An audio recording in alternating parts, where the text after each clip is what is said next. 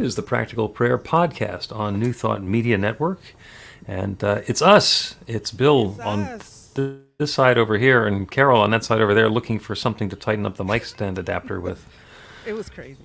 Yeah. It took me a while. Any other time I'm falling over coins and junk. And I said, where is that dime? I saw it. Need a dime. I didn't want to get too far away from the mic in case you came back. So I got the dime, but I haven't fitted it in yet. So you know what? I'm just going to go with it, and we'll see. Okay, just keep an eye on it. We got compliments from the editor about how good the sound was for the last episode. So now the pressure is on. Well, I got to meet the challenge. We're going to make it work is what we're going to do. So anyway, this is the Practical Prayer Podcast. We are actually recording episode number 155 of the Practical Prayer Podcast this afternoon, or this morning if you're not in the East Coast. So we've been doing this for a while. I originally thought I maybe had a dozen episodes in me, and then I met Carol.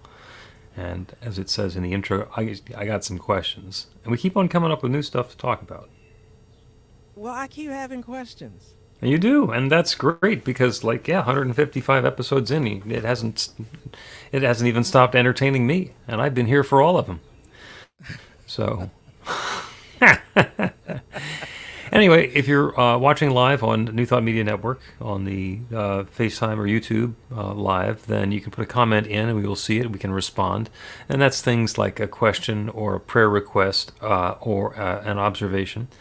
We can respond in real time. If you're watching the recording or you want to get back to us offline, then you can go to bethelight.com, be-the-light.com, which is spelled like that. And there's a section on the Practical Prayer Podcast in there, including a comment button. So you can go ahead and comment back to us, and we will make this an interactive sort of a thing. And in a minute or two, we're going to start recording the episode about relationships. Yes. I want to talk about that. Okay, and I love it when you come up with something that seems like it's not necessarily a spiritual topic, and then it turns out to be a spiritual topic, which of course is because there's only spirit showing up as all sorts of different stuff. That's all there is. That's all there is. Okay. So anything else you want to do before we get into the episode? No, just I'm fiddling around with this coin, so. Yeah. Okay. This is the coin in the mic stand adapter. Yes. So, because otherwise your mic is going to flop over. I have a microphone that hangs from the ceiling, so it's upside down, so it can't flop over because it's already flopped. I am fully flopped. I'm going with gravity here. Fully flopped. There we go. Fully flopped. Let's start the episode. A practical prayer is a prayer that works. These discussions between Reverend Bill Marchiony and Carol Lawrence dive into the details of how it works and how to work it. Reverend Bill is a New Thought minister and the author of Practical Prayer for Real Results. Your new life begins with a new thought. Carol Lawrence is on a spiritual quest, finding the New Thought teaching after decades on the pulpit in 3 different traditional denominations. I've got some questions. Together, they're exploring the philosophy and activities that come together from many of the world's religions to create the practical spirituality that is New Thought.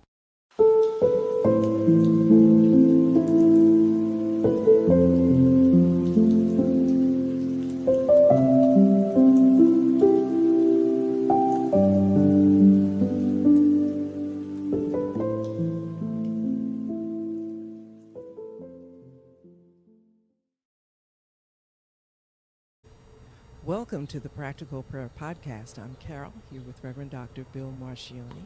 And we're going to have another conversation about all things practical prayer or spiritual or whatever. Whatever. And today you want to talk about relationships. I do, because some things jumped out at me. We've been off for a week. It feels like a long, long time. So many things have happened during the week. My granddaughter had her prom, and that was interesting because she went by herself, which is a thing these days. It's a very modern thing to do, yeah. Yes, it was really, really very interesting. And then she graduated from high school just this weekend. That's a busy week. Yeah, it was a lot. It was a lot. I can tell you more, but I'll just leave it at that. But relationships jumped out at me because I have a just an interesting family dynamic, Mm-hmm. um, and I it works out so beautifully because I don't pay any attention to the the um, the prescribed relationships, I guess. Uh, to put it, I don't. I really don't care. Like I'm Gigi, You're Gigi. and I'm Gigi, and it started out being what my grandchildren called me, and it turned into a nickname that everybody calls me. So it's like everybody is one of Gigi's babies, and or Gigi boo boos. I call even even and it's funny because even the grown people that Yeah. have become a part of the family through interesting ways, I'll say, "Oh, there's Gigi boo boo so and so," and they just look at me like, "She really just said that, right? She really just said that," and they instantly become very comfortable.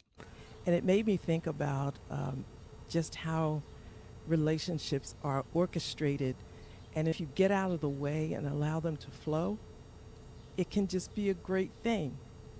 Mm-hmm. You know, and let me just call it a little bit differently. I mean, a little more clearly. We went out to dinner after the graduation, and one person showed up that no one would have ever expected that person to show up. And they Mm. showed up alone.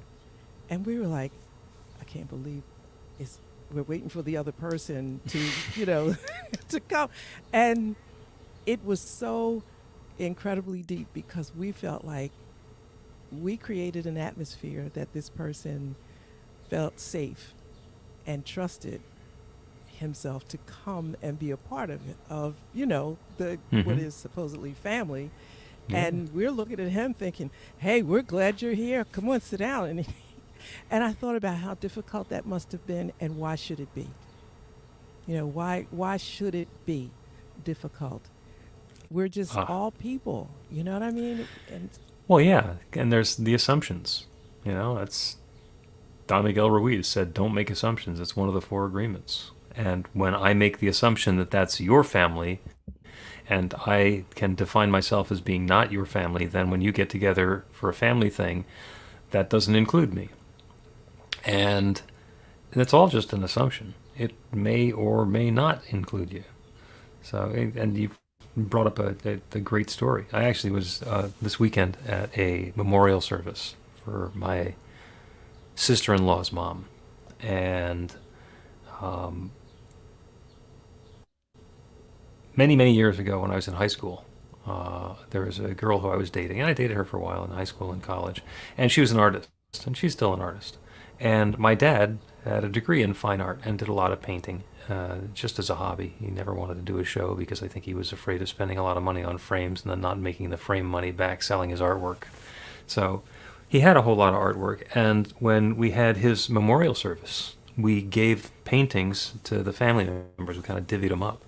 So I have a bunch of them, and my brothers have a bunch of them, and there's cousins who have some of them. And we gave one to her.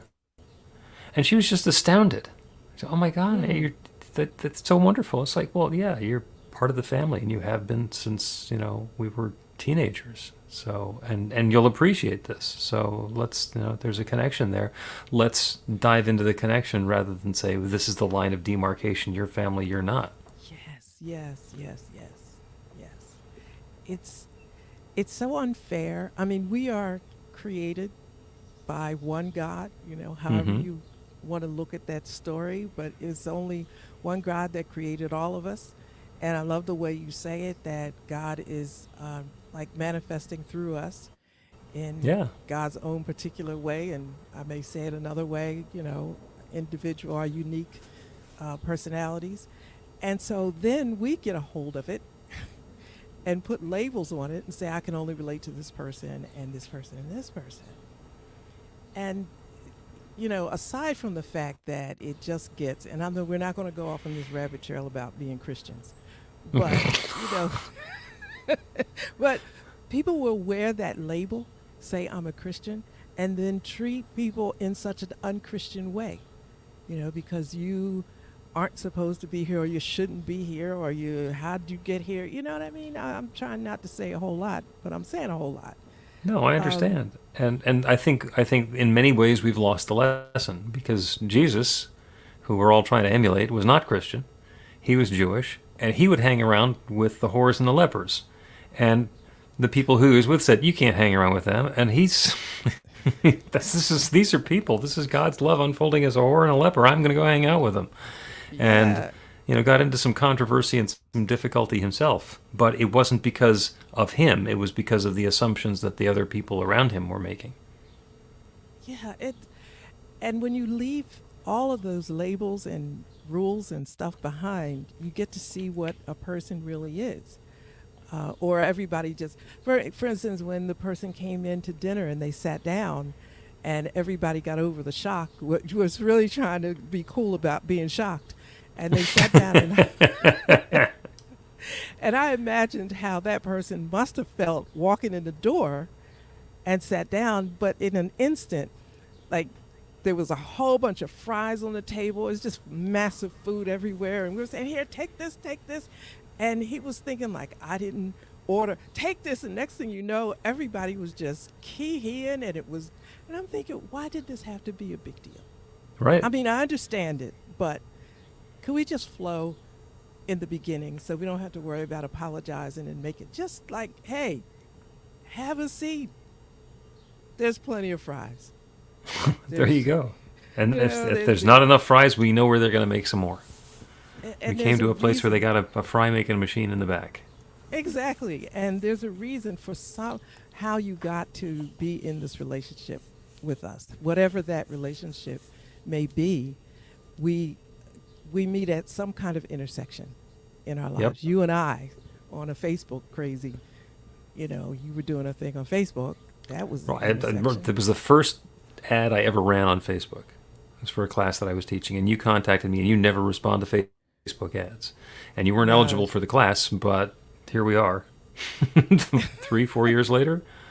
Yeah, something happened. I wasn't Yeah. eligible for the class. No, I- that was the practitioner class. But All right.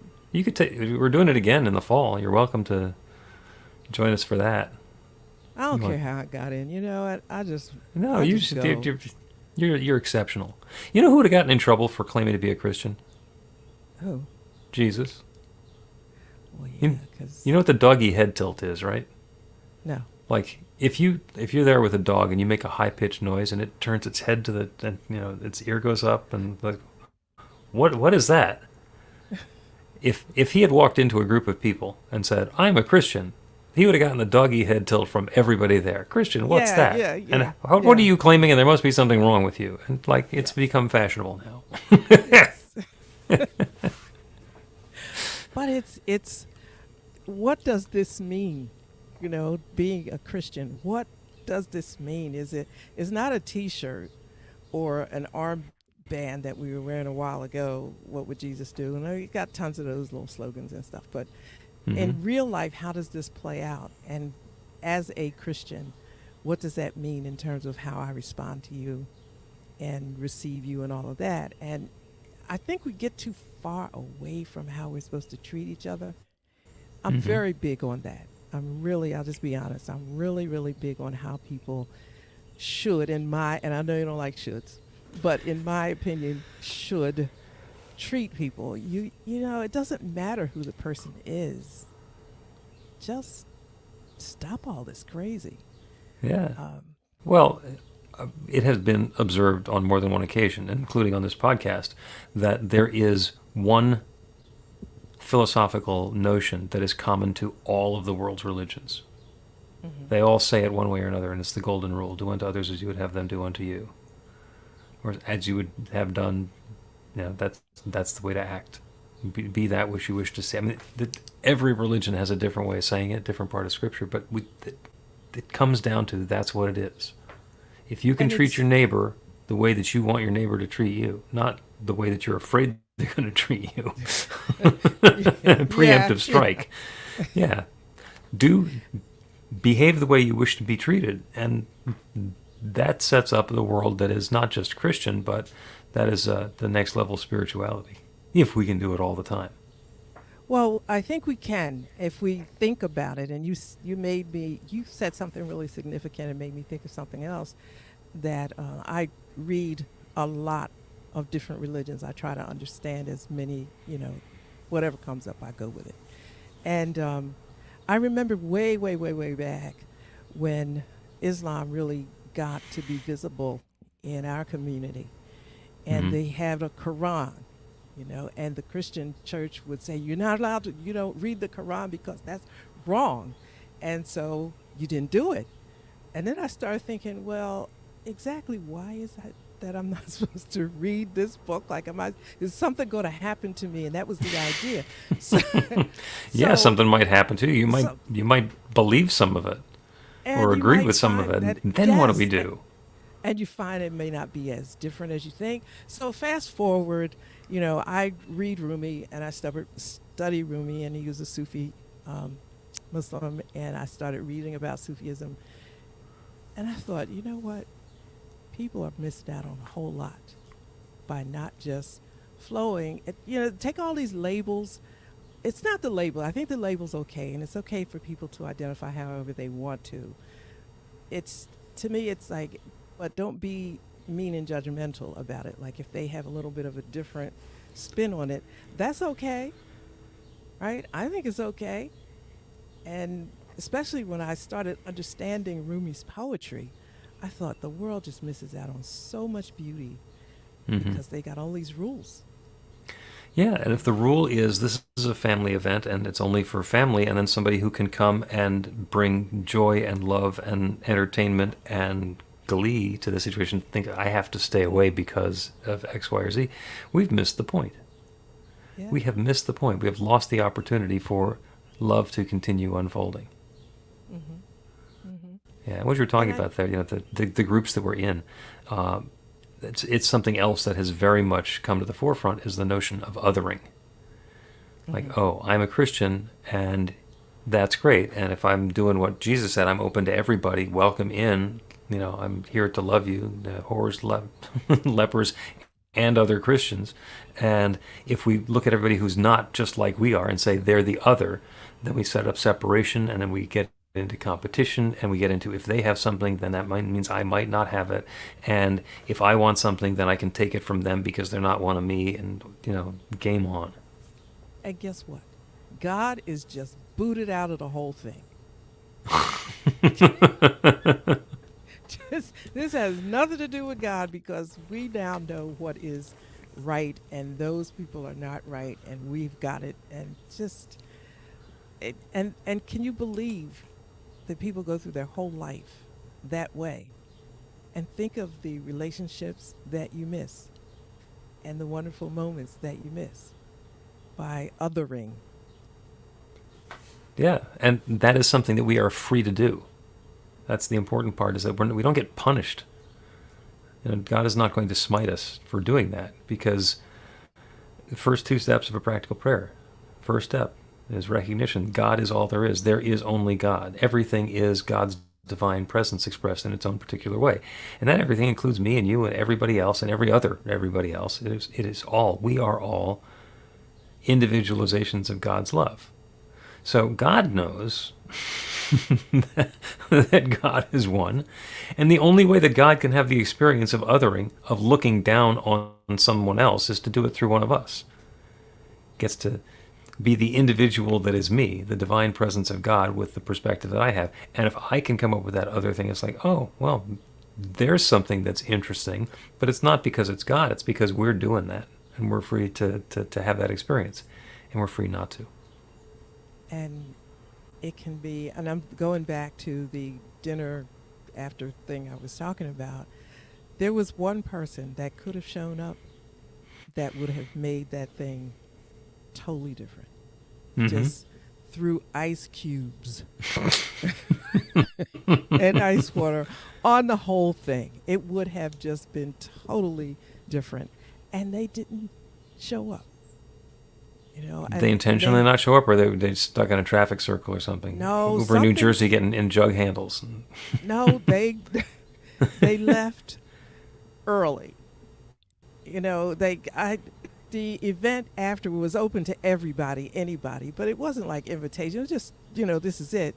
Yeah, And we're whoever going over there, shows up. coming by. Yeah. Yeah. Yes.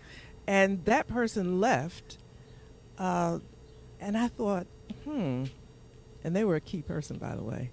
They, I thought this whole thing would have not happened this way if that one personality had walked in the door. Sweet personality, don't get me wrong, but the way it happened, it was supposed to happen. Yep. Just the way it happened. Yeah. And yeah. And I love when that happens, and that gets right back to, we've been talking about being in the flow a lot lately. And it's the same thing. If you tried to maneuver that person out of the room, it never would have worked. It never would have worked, but you let go and you say, this is all perfect, and the people who show up are great, have some French fries, and suddenly that person has another engagement. Oh, sorry, I have to leave. Oh, okay, bye. And, and it just works. Let's take a break and continue talking about relationships. Learn to put practical prayer to work in your life. The steps are simple to learn and let you begin to get real results to create the life of your dreams immediately. Reverend Bill Marchiony's widely acclaimed book, Practical Prayer for Real Results, gives you a clear summary of the New Thought principles behind practical prayer and the series of easy-to-understand steps found in the most effective prayers from religions and spiritual practices all over the world and throughout history. Practical prayer is not a replacement for your religion or practice. It's a technique to make the work you do in consciousness even more effective. The book includes 40 prayers on various topics that you can adapt as needed and use as your own.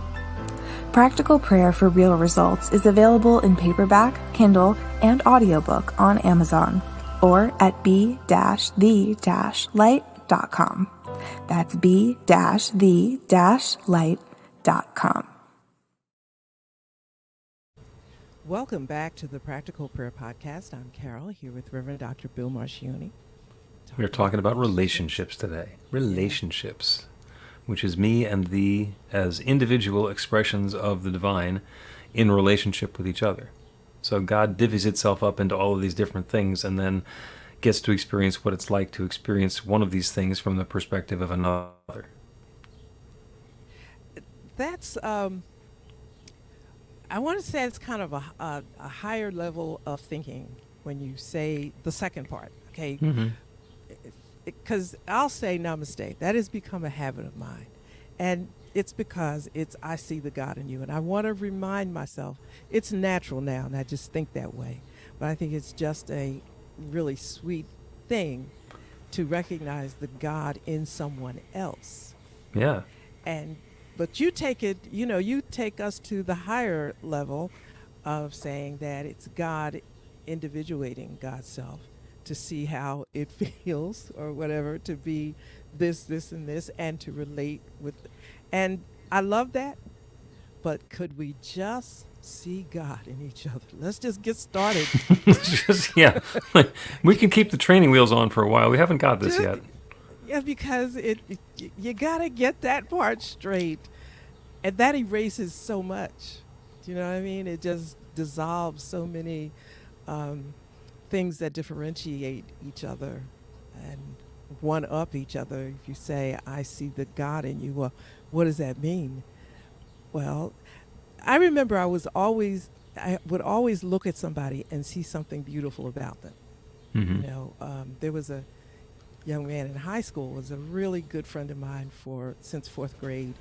And, people said he wasn't particularly attractive. It didn't matter to me. He was my friend. But I thought he had the most beautiful mustache I'd ever seen. It was just such a perfect mustache and beautiful eyelashes. And I would look at people and I noticed things like that. And other people might see something entirely different. Like, there's something beautiful about everybody. Mm-hmm. Maybe you have to think of it that way, but I'm going to notice it. Really. I'm just going to. And so my girlfriend says, back then, says, listen, She thinks everybody's good looking. Don't ask her. Don't ask her opinion. She thinks everybody's good looking. And I'm like, oh, okay. Never thought of it that way, but yeah. Isn't it wonderful to be able to see the beauty all around you? It's peaceful. It makes And it's fun. it's Yeah, it's fun. it's To spend all I that time guess. judging, well, this isn't pretty, this isn't nice, this isn't good, this isn't uplifting, and be all judgy. You get to let go of that. Isn't Well, okay, this I is like beautiful in a different way. I like that. Be all judgy.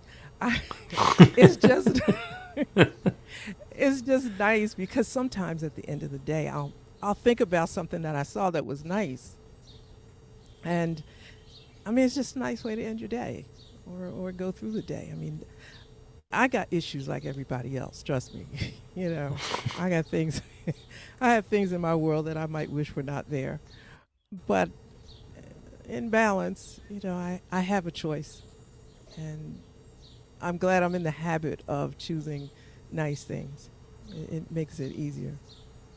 Yeah, And yeah. And what you're reminding me of now is speed bumps. So there's this section in West Philadelphia where they put speed bumps on the road, and it's really kind of annoying, you know, because you used to be able to just drive down the street. Now you have to drive down the street and slow down because they're not the little bump kind of speed bumps. They're the kind that will actually launch a car into the air if you go over them too fast. yeah. And it's possible to drive down that street and on the one hand be annoyed because you have to do that, slow down, drive over the speed bump, speed up, drive over and slow down again, all the rest of that. And at the same time, it's possible to say there must have been so many people racing down the street, endangering pedestrians, crashing into each other, causing havoc and bringing misery and pain and discomfort and death into people's experience, that these are a really good solution. Am I willing to do Mhm. my part and slow down to go over the speed bump because that means everybody else has to as well? So I can't look at them and say they're bad. I can't look at them and say they're good. Look at them and say they're necessary. They're part of experience now. Yeah, yeah. It's just live with it, which is another thing that I thought about. Um, I was thinking about a situation that was particularly unpleasant, and then all of a sudden it was gone. Now it wasn't no all of a sudden; it hung around for a bit. Hmm. But when I look back, I'm thinking it just suddenly, quick, just was okay. It was there, and now it's not, and now I'm not there, and so I look back and think, that wasn't cool. I don't know the minute that it changed. Right. It just changed, When it you was know. going And on, it was all up in your face, and you certainly knew that it was there. And when it stopped being there, you didn't notice, and then you thought about it, and you said, "Well, where's that horrible thing? Oh, I yeah, don't have it and anymore." I don't have it anymore. And I caught myself thinking, what do I have to do to make sure this doesn't happen again? Well, maybe there's a little bit of that too. But I'm thinking about how many uh, things we try to orchestrate, including relationships, that would happen just really nicely if we didn't put a whole lot of layers and you know, definitions and bullet points under that. Yep. Just people can be pretty cool if they're comfortable. If you make them comfortable enough, they can be really really nice. Yeah. Well, you brought up two old sayings, which I think are very valuable. And the first one is about relationships, which is that people come into our lives. We have relationships that are going to be for a reason, a season, or a lifetime. Hmm. And reason is there's something for us to do, something for us to learn, some inflection point in our life. And once that relationship with this new person has made that change happen, then they can go away. We don't need them anymore because we're transformed.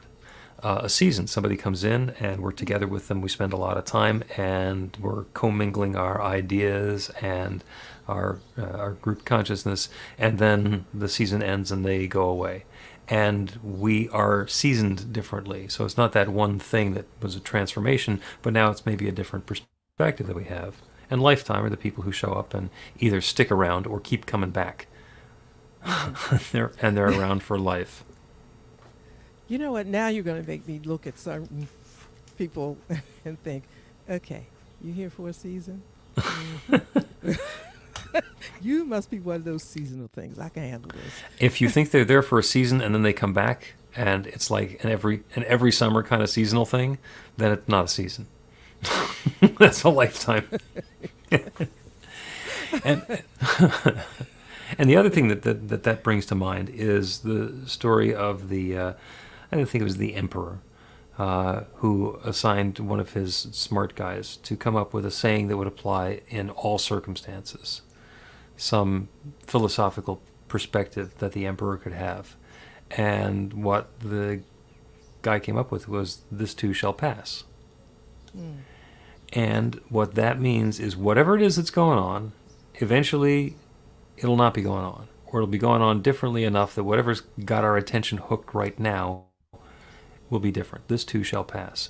And that applies to the good stuff as well as the bad stuff. You know, when I'm having a really great run and everything is perfect, to remind myself this too shall pass. To not make the assumption that I've got it made, that this is going to be the rest of my life.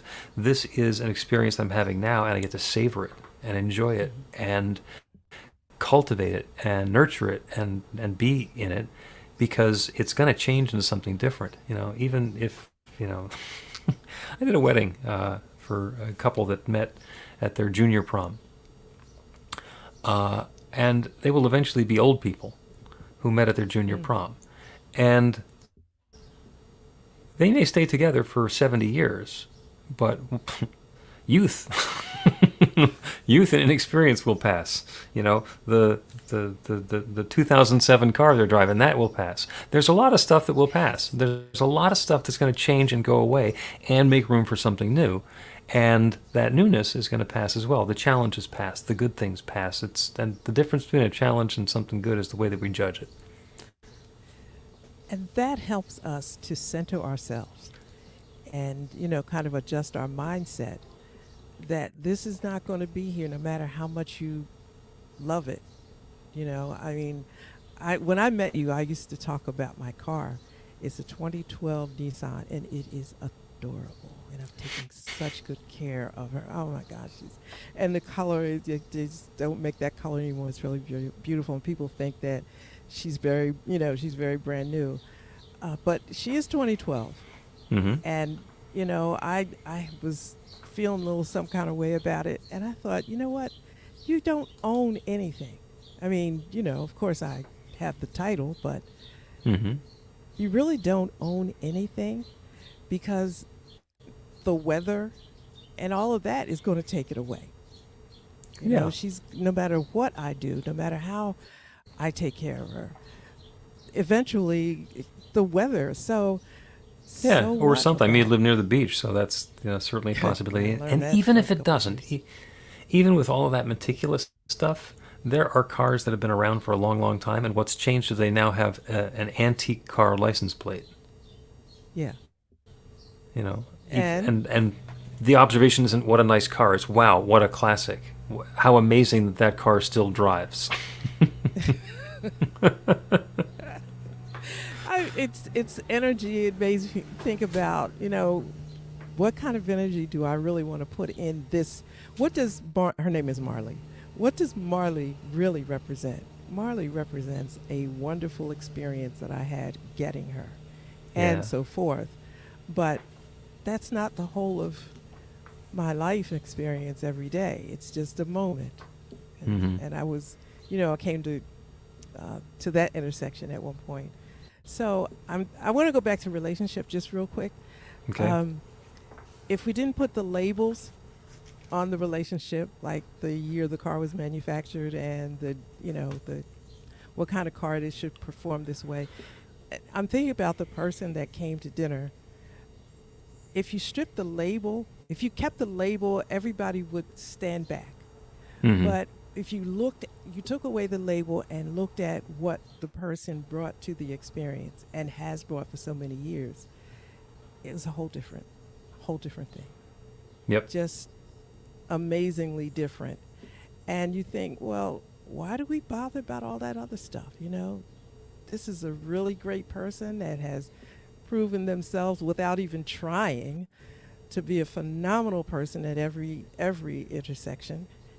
And yet, if you look at the label, who they're supposed to be, then you stand back and They're supposed to be. Yeah, there you go. yeah, who they're supposed to be. You actually. But I'm so happy that the circumstance happened because it just reinforced my own belief that you take the labels off and just see the persons for who they are and appreciate what they bring to the experience. And if it's not a cool thing, well, just remove yourself Yep. from them. But I don't want to miss out on nice experiences, Yeah, absolutely. And that's the wonderful part about being open to something wonderful happening.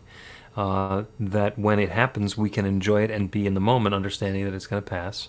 And when we're dealing with something that is tedious and annoying and uncomfortable, we can also remind ourselves that this too shall pass and be present through it. And then when the enjoyable moments start up again, go with those. And those sorts of things are always possible.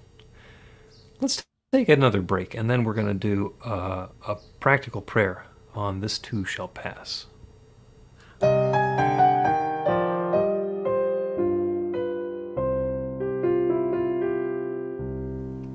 Are you ready to get results? Now, that's not a rhetorical question. Are you ready to get results? RUR2GR. That's actually the abbreviation for the steps in a practical prayer.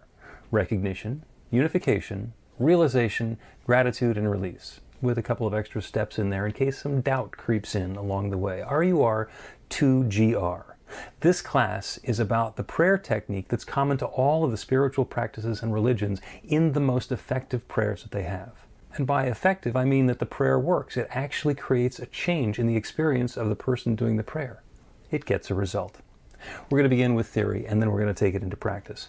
By the end of the class, you will have your very own practical prayer that will help create transformation in your life.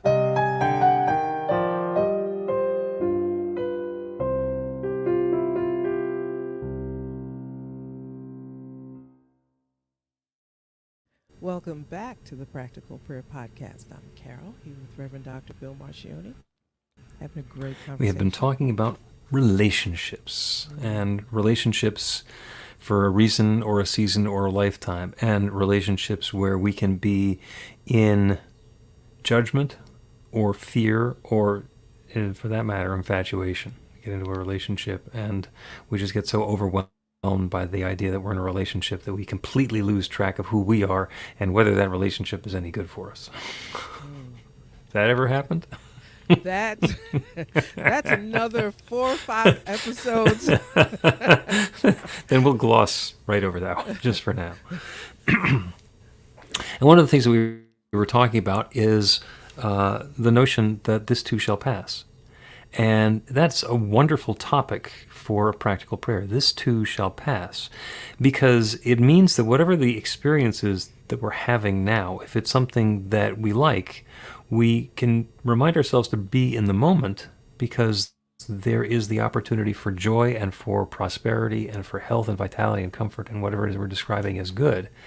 And the knowledge that it's not necessarily going to last forever, which makes us more grateful for the good that's at hand now and more intentional about that next experience we're going to be having.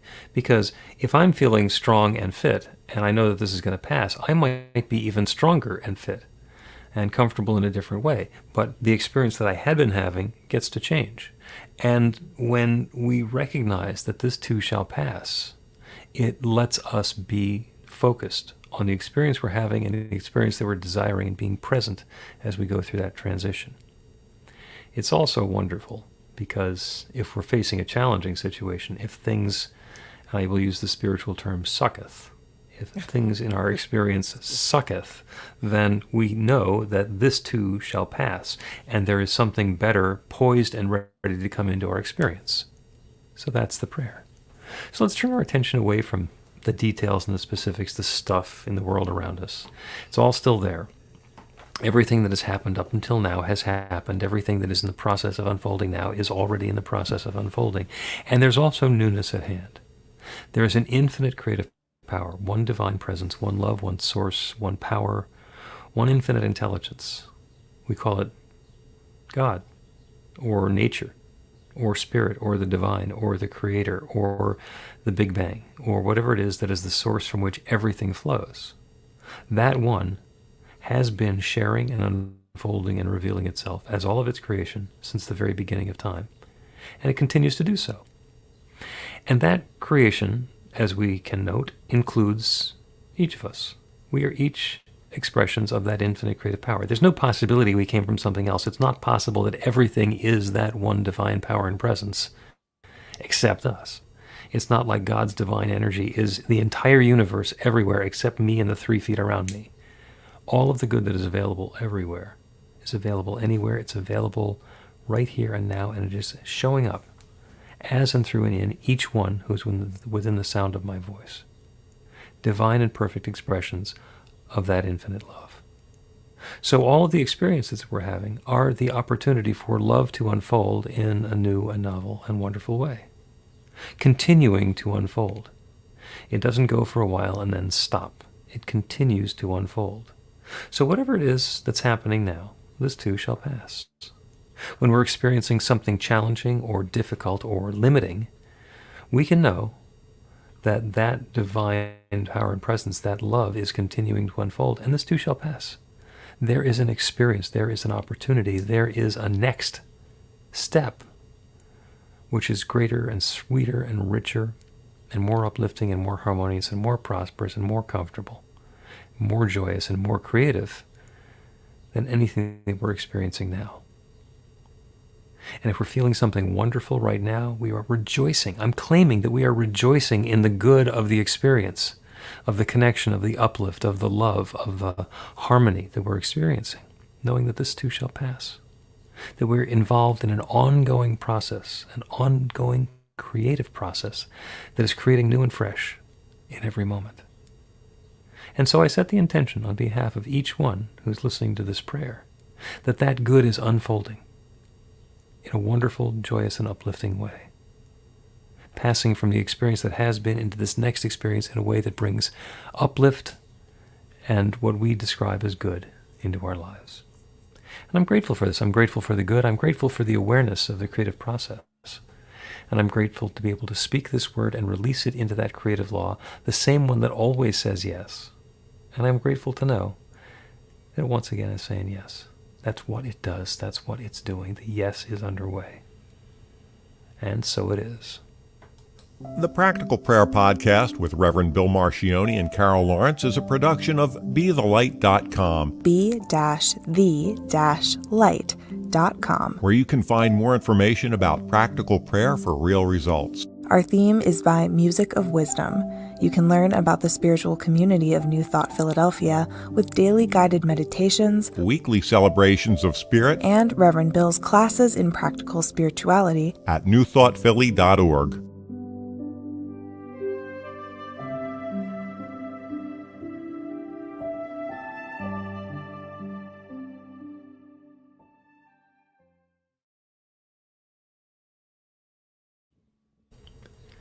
Well, that's today's episode of the Practical Prayer Podcast. We got a few folks who are sharing comments on the social media. ES says good afternoon. Yvonne is there. Mary really appreciated the topic, and it's wonderful to have you. And it reminds me that if you have a comment or a question, you can put it in on your social media comments if you're watching live, and we can respond in real time, as though there's any such thing. And if you're on the recording, yeah.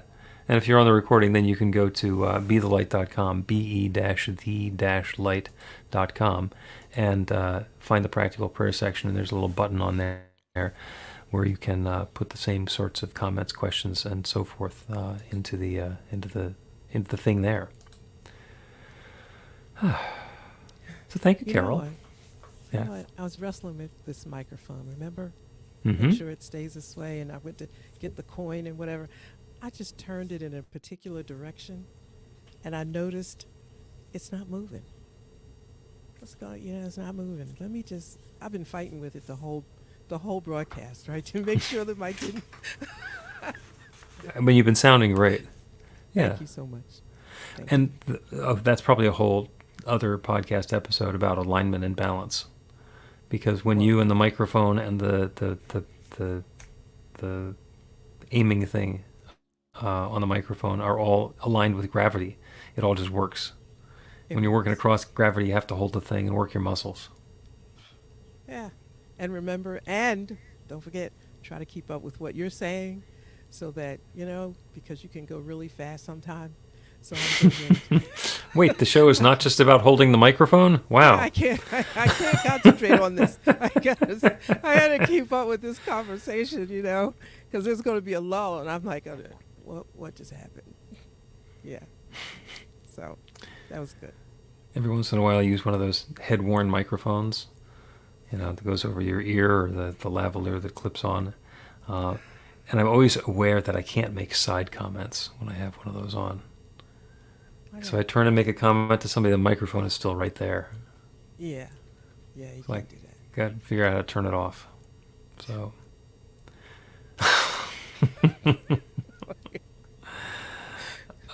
That's another show. Uh-huh.